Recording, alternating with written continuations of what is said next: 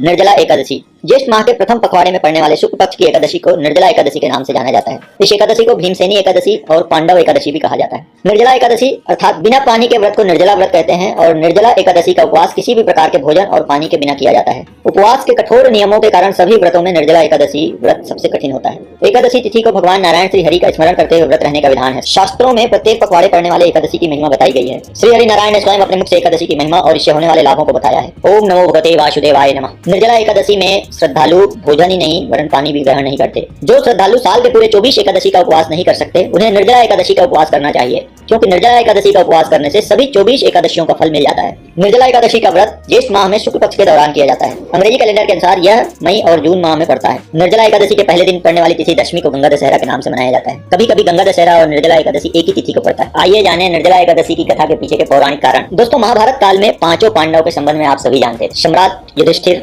और इनके दूसरे नंबर का भाई भीमसेन, अर्जुन, नकुल और सहदेव। इन्हीं 5 पांडवों में से दूसरे भाई भीमसेन, जो खाने पीने के अत्यधिक शौकीन थे और अपनी भूख को नियंत्रित कर पाने में सक्षम नहीं थे, उनसे एकादशी का व्रत नहीं रहा जाता था। जबकि पांचों पांडव और द्रौपदी एकादशी का व्रत रहते थे।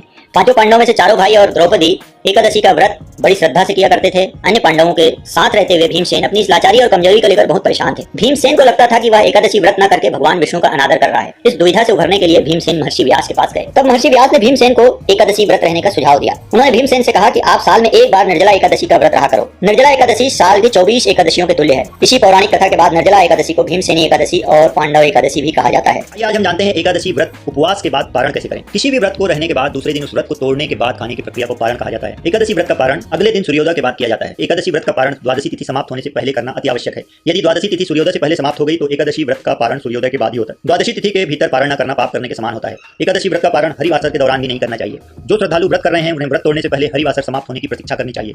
हरिवासर द्वादशी तिथि की पहली 1/4 अवधि है। व्रत तोड़ने के लिए सबसे उपयुक्त समय प्रातःकाल होता है। व्रत करने वाले श्रद्धालुओं को मध्याह्न के दौरान व्रत तोड़ने से बचना चाहिए। यदि किसी कारण से कोई प्रातःकाल पारण करने में सक्षम नहीं है तो उसे मध्याह्न के बाद की अवधि चुनना चाहिए। मध्याह्न में पारण करने से हर हाल में बचना चाहिए। कभी कभी एकादशी व्रत लगातार 2 दिनों के लिए हो जाता है। जब एकादशी व्रत 2 दिनों का होता है तब स्मार्ट परिवारजनों को पहले दिन एकादशी व्रत करना चाहिए। दूसरे दिन वाली एकादशी को दूजी एकादशी कहा जाता है। सन्यासी, साधक, विधवा और मोक्ष प्राप्ति के इच्छुक श्रद्धालुओं को दूजी एकादशी के दिन व्रत करना चाहिए। जब एकादशी व्रत 2 दिन का होता है तब दूजी एकादशी और वैष्णव एकादशी एक ही दिन होती है। तो यह रही एकादशी तिथि के बारे में पौराणिक कथा, को रहने की विधि और पारण का विधान। आप भी अपनी मनोरथ पूर्ण करने के लिए रहिए एकादशी का व्रत और शीघ्र हासिल करें भगवान श्री हरि विष्णु का सानिध्य।